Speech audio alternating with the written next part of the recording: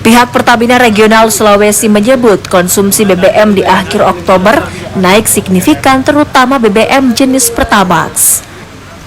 Salah satu pemicunya adanya panic buying alias pembelian secara berlebihan di masyarakat usai Pertamina memberlakukan kebijakan pembelian BBM menggunakan barcode. Pihak Pertamina pun kini menambah mobil tangki penyuplai BBM untuk memastikan stok BBM di masyarakat Sulawesi Selatan tetap tersedia. Sementara untuk stok BBM, pihak Pertamina Regional Sulawesi mengklaim masih aman. Kemarin memang sempat ada kabar Pertamax dan Pertalite. Memang jika kita berbicara data 2 minggu terakhir ini di awal Oktober memang terjadi peningkatan konsumsi BBM.